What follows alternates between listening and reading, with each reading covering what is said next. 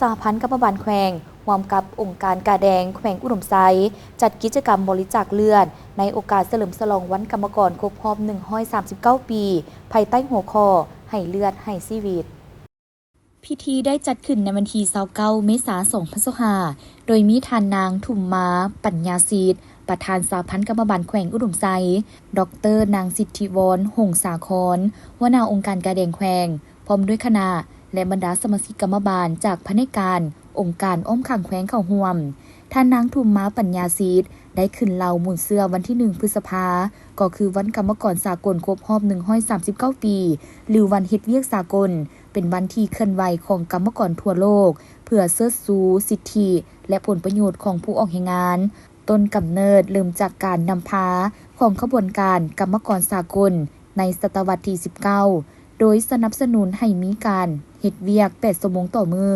การประท้วงในสหรัฐอเมริกาเมื่อวันที่1 พฤษภาคม 1884กรรมกรในนครชิคาโกประท้วงขอสิทธิที่ดีกว่าและถูกปราบโดยรัฐบาลเฮ็ดให้มีผู้เสียชีวิตและบาดเจ็บหลายคนการต่อสู้ของกรรมกรจนมาฮอดปี 1886 สมาคมกรรมกรสากล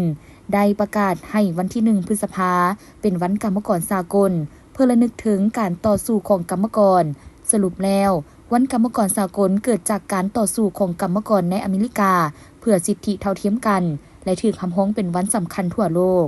พร้อมกันนี้พิธียังได้รับฟังการเผยแพร่ผลสำเร็จของกองประชุมใหญ่ของสหพันธ์กรรมบาลแขวงที่ได้สำเร็จไปแล้วนั้นโอกาสเดียวกันดร.นางสิทธิวร หงสาครก็ได้ขึ้นมีคำเห็นต่อกับการบริจาคเลือดเพื่อช่วยเหลือสังคมแบบบ่เรียกร้องสิ่งตอบแทนใดๆเป็นต้นแมนผลดีของการบริจาคเลือดและอื่นๆพร้อมทั้งเรียกร้องให้สมาชิกกรรมบาลให้ช่วยเหลือกันบริจาคเลือดเพื่อช่วยเหลือสังคมผ่านการโฆษณาปลุกระดมก็ได้มีสมาชิกกรรมบาลจำนวนหลายให้ความสมัครใจบริจาคเลือดจำนวน23 คนและได้เลือดตัวจริง23 ธง